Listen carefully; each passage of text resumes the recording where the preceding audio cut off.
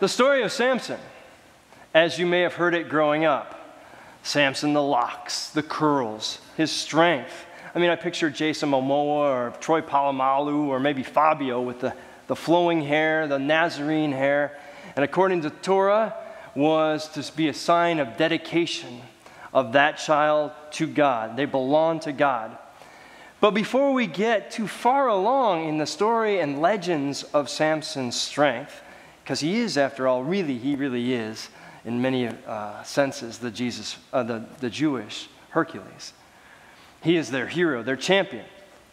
But to have a better understanding of Samson, we have to understand a little bit of the timeline and what's going on with Israel.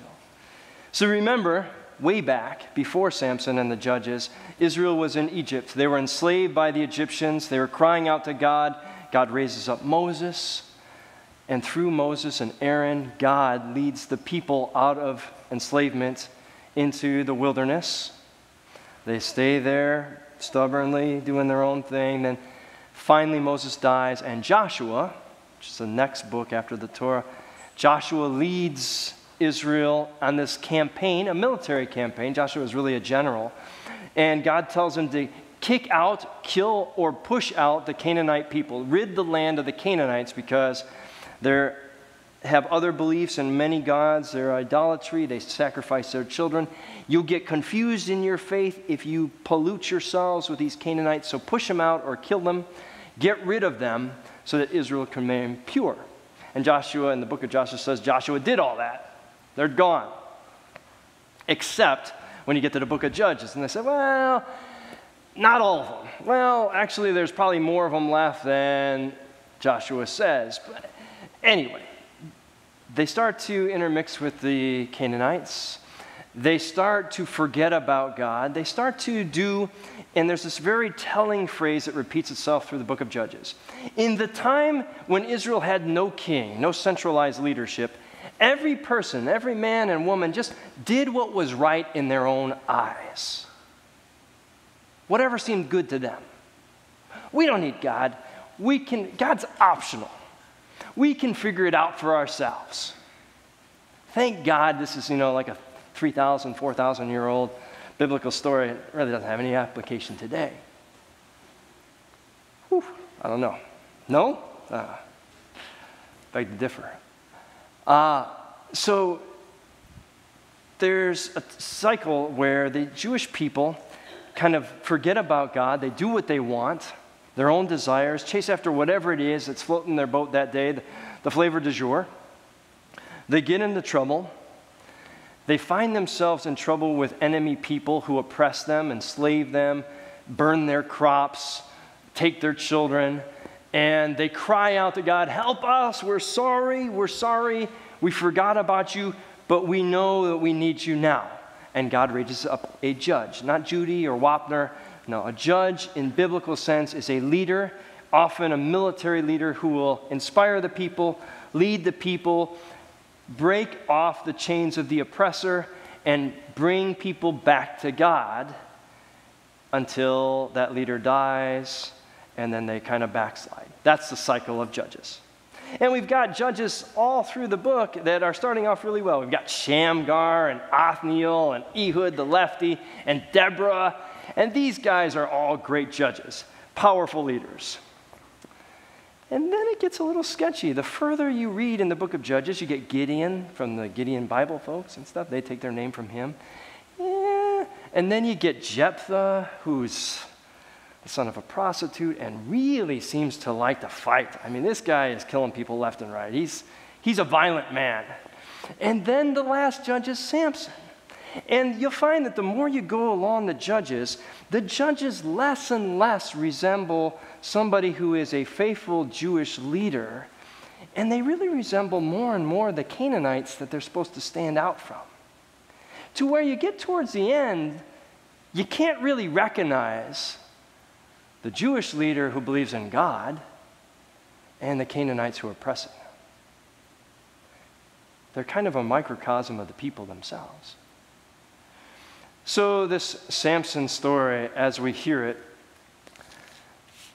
I wonder how many of you knew some of the Samson story. I mean, you knew he was strong, right? Delilah, hey there, Delilah. Yeah, you knew about Delilah. How many of you knew about Delilah? Show of hands. How many of you knew that he was married before?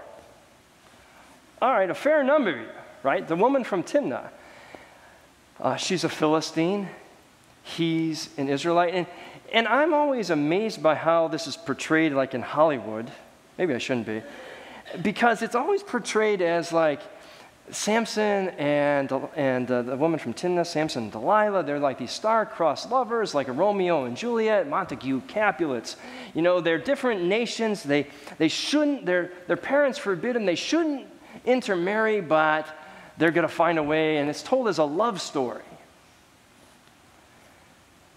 If you go and read the book of Judges, this is not a love story at all. Except for maybe God's love for Israel, but not Samson's love. I mean, I want you to think about Samson's relationship with the woman from Timnah. He sees how she looks, and he tells his parents to go get her. He hasn't talked to her. He doesn't know her. It's just her physical, she's an object to him. And to talk about this kind of egalitarian, loving relationship, you find out that she gets extorted by her Philistine buddies because Samson, in addition to being kind of a womanizer, is also, a chronic gambler. I'll bet you 60, suits and fine party outfits that you can't guess my riddle. And after he makes this bet, it's his wife that gets threatened. We're going to burn down your house and your daddy's house with you in it. And so she pleads with him. And then there's this emotional manipulation. She's crying because she's upset, but then she's like, oh, you never really loved me. You hate me. You have to tell me your deepest secrets. I don't want to gloss over this part of the story because I would venture to, I don't want to use the word bet. That's going to be too much like Samson.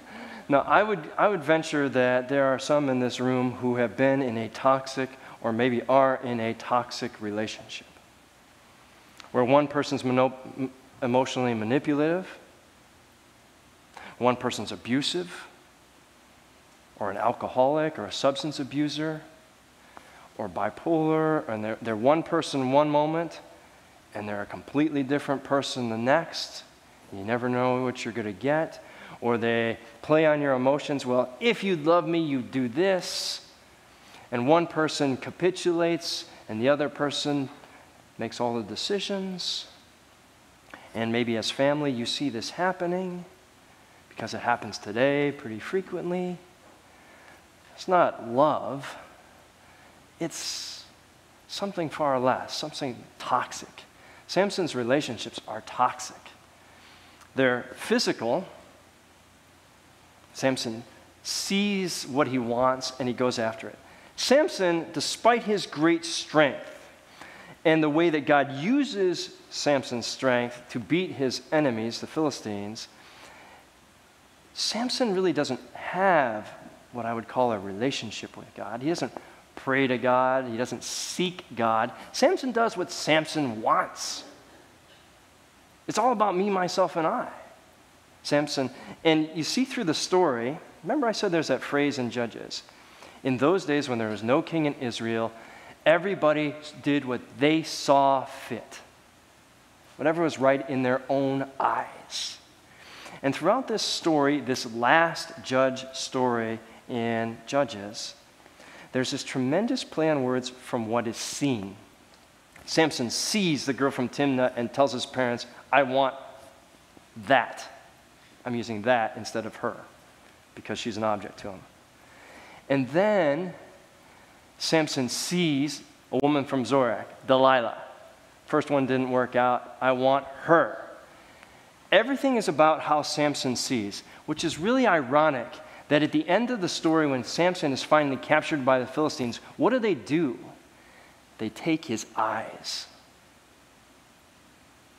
So anybody hearing the story of the legend of Samson would see, this arrogant, proud judge who is so full of himself suddenly, who does whatever he wants and whatever he sees he gets, now he can't see. Maybe now he has a come to Jesus moment. Maybe now when he's hit rock bottom and he realizes that though they've cut his hair, it's really never been the hair that gave him his strength in the first place. Because in that telling story with Delilah, we didn't tell that part of the story, because it's hopefully the one you're most familiar with. Delilah and Samson, again, another toxic relationship.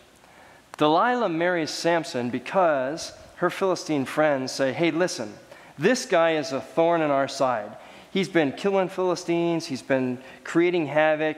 We are losing economically. We're losing militarily. We've got to get rid of this guy who is leading Israel. We've got to take out the leader, take out the head. Cut off the head, and the rest of the sheep will go home. And so they say, we'll pay you 1,100 shekels of silver each to find out his weakness. So she marries him for the coin. That's a lot of shekels. We'll make you rich. She's a silver digger. Thank you. And then Samson marries her probably, well, every time Samson and Delilah are together, it's in the bedroom. I'll leave it at that. So Samson marries her for other reasons. She marries him for money. Do either of them care about each other? Again, this is not a love story. It's powerfully ironic and sad to me that in our culture, it's known as a love story. Maybe we just struggle that much with understanding what real biblical love, egalitarian partnership love, honoring, respecting one another is? That we call this a love story in corners of our society? Anyway,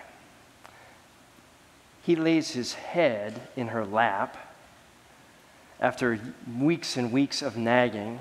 I'm not going to go there on that one. Lots of nagging, lots of pressure. And so finally, she cuts his hair while he's asleep in her lap. And then she says, Samson, the Philistines is upon you. It's happened 3 times already. The other 2 times, she tied him up with, green rope that hadn't been used before. He breaks it, he snaps it off, chains, doesn't matter. Whatever they tie him up with, they can only hold him, they can't hope to contain him. It's not going to be enough. And he thinks to himself, the Philistines are coming back. I will just give them a royal beatdown again. I'll break these ropes just like before. And she had cut his hair, but it says something else very powerful. The Spirit of God left him. And it's the only time in that portion of Judges where God steps back from the judge. Every time before, Samson loses it, Samson goes berserker, Samson gets upset, God's Spirit stirs him up and uses him despite himself. But in this moment, God steps away. Now, do we believe that God abandons people? No. I don't think that's what it means at all. But Samson was so full of himself, so blind, even before they took his eyes, to who God was, that it takes him hitting rock bottom, being captured, losing the might and strength that he had, everything that he had built himself up to be.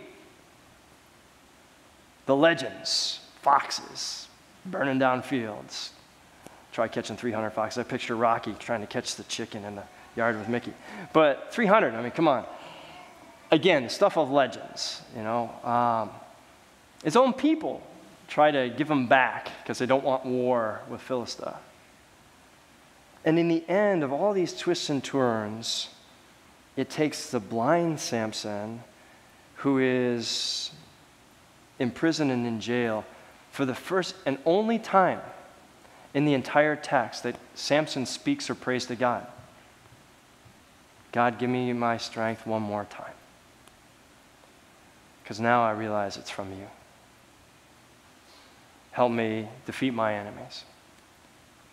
Now, aside from being a pretty bloody and violent story, I would put this upon you today, that the story of Samson, aside from being a story about Israel's champion, is really the penultimate microcosm for what the writer of Judges is saying about the people of Israel through the whole story. The people of Israel have gone astray. They followed other gods. They've forgotten who they are in faith. They've forgotten their identity. They've intermarried with the Canaanites, which the religious leaders have thought is going to draw them away, divide them from their faith. And what does Samson do? He takes three women who are not of his people. Not that there's anything inherently bad about that, but his life is the model for what Israel has done. They've been blinded. They've trusted in their own strength. They've forgotten about God. Everybody just does as they please. Everybody just does what they feel like is right. We'll just make up the rules ourselves. We don't need God.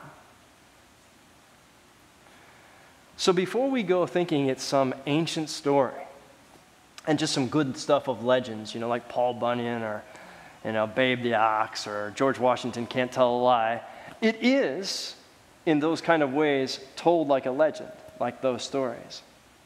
But the moral lesson isn't so much about love or star-crossed lovers. It's what happens when we say in arrogance, we can do it without God. We don't need you, God. We're strong enough. We're smart enough. Gosh darn it, people like us. We can do this on our own. And the lesson of Judges is, not so fast, Israel. Not so fast, Downers Grove. Don't forget who I am. Don't forget where your strength comes from. Amen.